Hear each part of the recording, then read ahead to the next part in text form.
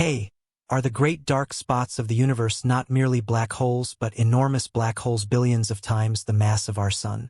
They are everywhere we look, even lowing distantly out of the light of the cosmic dawn.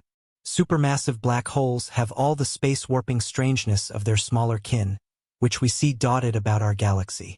They too swallow all matter, light, and cries for help, but they hold another level of mystery. We know that small black holes with a mass a few times that of the sun are born when a star's heart collapses in a supernova, but nobody can explain the genesis of the giants. Scientists call it one of the major problems in modern astronomy. As renowned theoretical physicist Neil deGrasse Tyson said, "There is a Nobel Prize waiting for the enterprising individual who can solve this problem." What's interesting is that we now have a potential candidate for that prestigious award. The James Webb Space Telescope is shaking up astronomy by spotting a bunch of giant black holes all over the early universe. Scientists just say that this stunning discovery could solve the long-standing puzzle of the first supermassive black holes. Join us as we dig deep into how James Webb just cracked the universe's code. When it comes to the science of cosmology, the history of the universe, and how it came to be the way it is today, one of the crowning achievements of the past 100 years is the development of a standard model of cosmology. The dominant factor in determining how the universe evolves is gravitation, which is governed by general relativity and AAL for the expanding universe as well as the assembly of large-scale cosmic structures. The contents of the universe have been determined to be dark energy, dark matter, normal matter, neutrinos, and photons, and the universe as we know it began some 13.8 billion years ago with an event known as the Hot Big Bang, with density imperfections seeded by a preceding phase known as cosmic inflation. Despite all the observational evidence we have supporting this picture, it may not be fully correct. Each time we observe the universe in a new way, we have to check that what we're seeing is still consistent with this model. With the recent addition of James Webb to the arsenal of tools astronomers have, is this picture in trouble? That's what many, including Patreon supporter Chad, want to know. The newest fat among armchair physicists is that the Webb observations of galaxies that are more mature than expected in far reaches of the universe disproves the Big Bang. I'm not sure there has been enough time or data accrued to actually make a real account of the results yet, but I sure haven't heard anyone with any credentials say that either. Certainly, a lot of extraordinary claims have been made, but what's the full truth? Here's the current status. The first thing we have to do is lay out, based on our picture of the universe, how we expect events to unfold in our universe. This picture, sometimes called the standard model of cosmology, sometimes called the inflationary hot Big Bang, and sometimes called the lambda cold dark matter model, has been remarkably successful explaining features ranging from the internal motions of individual galaxies to the structure and growth of the cosmic web and the features found in the cosmic microwave background. But that's simply a picture of what happens. What we need if we want to compare theory to observations is to quantitatively figure out not just what happens, but when it happens and quantitatively how much it happens. Even though the laws of physics are well known and the starting point or our initial conditions are also well known, our best quantitative predictions still come along with a large amount of uncertainty. From the theory of cosmic inflation and the patterns of fluctuations that we see in the cosmic microwave background, we know that our universe began at the start of the hot Big Bang from an almost perfectly uniform state. There were the seeds of structure density imperfections imprinted atop the near-uniform background leading to underdensities and overdensities at about the 1 part in 30,000 levels that were almost but not quite the same on all cosmic scales. Then the universe formed neutral atoms about 380,000 years after the hot Big Bang and expanded, cools, and gravitates according to the laws of general relativity. As long as these density imperfections remain small compared to the average density of the universe, it's easy and straightforward to compute how they grow. But as they grow larger, a series of effects all come into play, making the question of how big they grow and how quickly very assumption-dependent. For example, as large amounts of gas begin to accrue in these overdense regions, how efficiently does that gas cool? As these overdense regions grow within the expanding universe with some small-scale regions superimposed atop larger-scale overdensities, how do these high-density regions interact? As normal matter accumulates in the centers of these overdense regions, it slows down, collides, and heats up. As that heat gets radiated away, how does that feedback affect the growth rate of these regions, including both the normal matter and the dark matter? And finally, When stars finally form in these very different environments to the ones we find today, how long do they live? How do they die? How does that impact the normal and dark matter that doesn't become stars? And what implications does that have for subsequent generations of stars and the growth of these early cosmic structures? It's important to understand that the answers to all of these questions are uncertain. They're firmly in the realm of the purely theoretical and are dependent on what details we include and exclude in our models and simulations. Are we using the correct models to identify halos, where a halo represents an individual overdensity in space, or are we incorrectly treating interdependent halos as independent entities or vice versa? Are we modeling the first stars correctly, including their initial mass functions and their death rows, or are they heavier and more likely to directly collapse to black holes than we think? For that matter, do we even need stars to form black holes? Or can these intersecting inflowing streams of gas form the seeds of supermassive black holes directly, possibly with masses that are millions of times the mass of our Sun? Right away, it's pretty clear that the very first objects, stars, black holes, and star clusters began forming no later than about 150 million years after the Big Bang and perhaps as early as only 50 to 100 million years after the Big Bang. But these ought to be relatively rare occurrences. But now, for the first time, owing to the unprecedented capabilities of the James Webb Space Telescope, we're beginning to discover and characterize unpredicted ancient objects found in these very, very early stages of our cosmic history. In other words, the telescope was already reshaping astronomers' understanding of the cosmos's first billion years. One set of enigmatic objects stood out in the myriad presentations. Some astronomers called them hidden little monsters. To others, they were little red dots. But whatever their name, the data was clear. When James Webb stares at young galaxies, which appear as mere red specks in the darkness, it sees a surprising number with cyclones churning in their centers.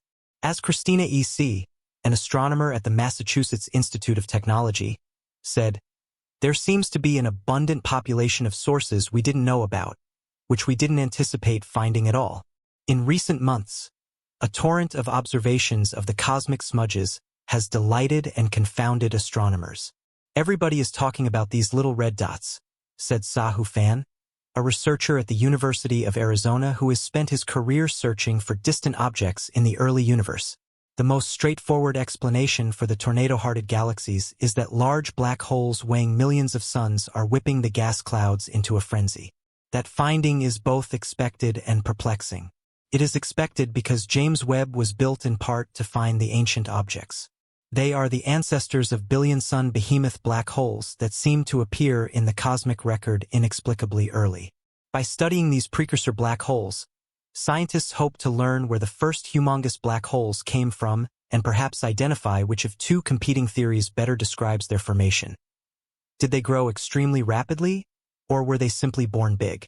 Yet the observations are also perplexing because few astronomers expected James Webb to find so many young, hungry black holes, and surveys are turning them up by the dozen. In the process of attempting to solve the former mystery, astronomers have uncovered a throng of bulky black holes that may rewrite established theories of stars, galaxies, and more. As Marvin, an astrophysicist specializing in black holes at the Paris Institute of Astrophysics, said, "If they are real, they completely change the picture. In the recent past, many ideas have been floating to solve the puzzle, but they all fall into three categories. Perhaps we've got the seed size and time right, but the growth wrong, and that black holes' masses grow faster than we realize.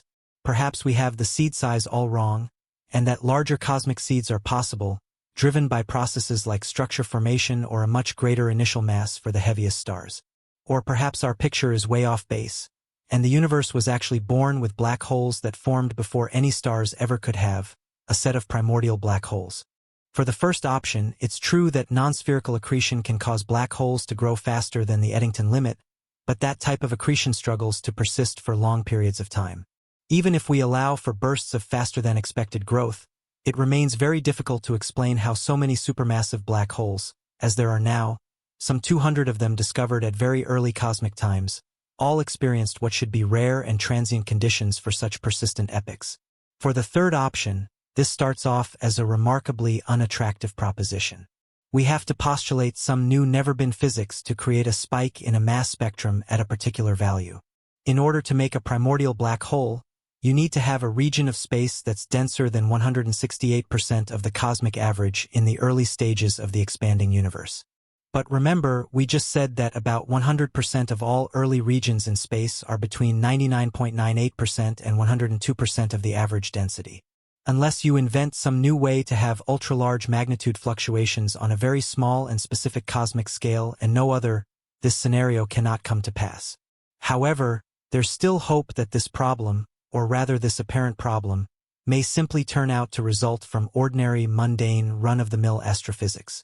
Sure, a seed black hole of a few hundred solar masses at an epoch of 100 million years after the Big Bang won't quite do the job, but if we could make seed black holes that were just 100 times more massive at that same early epoch, that would provide a way out. If the universe could give birth to a seed black hole that was a few tens of thousands of solar masses just 100 million years after the Big Bang, that would resolve the tension. But even this scenario, which gets us quite a bit closer to the desired outcome, poses a difficulty.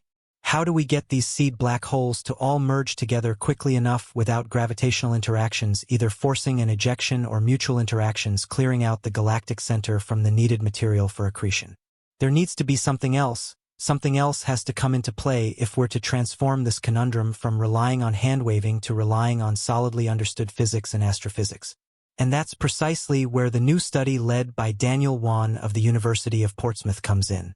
By simulating how structure forms in the early universe, including dark matter, early star clusters, and streams of neutral gas, i.e., normal matter, and watching how protogalaxies and star clusters merge together amidst the backdrop of the emerging cosmic web, cosmologists can monitor where large massive collections of matter can gather in one particular location. A few years ago, this method was able to reveal that cold, ultramassive streams of gas would collide at the nexus point of this protocosmos, containing as much as 100,000 solar masses in one particular location. But these environments are rare and cannot explain the 200-plus very massive quasars we've discovered back when the universe was just 5% of its current age or so. That's where the new simulations by the Portsmouth group come in. The team was able to show that where strong cold accretion flows occur and converge, they can all of a sudden trigger the all-at-once collapse of dense clouds of normal matter, creating either short-lived stars or direct collapse black holes that range from 30,000 to 4,000 solar masses. For the first time, using known non-exotic physics alone, a team has successfully shown that seed black holes of the needed mass can be created just slightly over 100 million years after the Big Bang.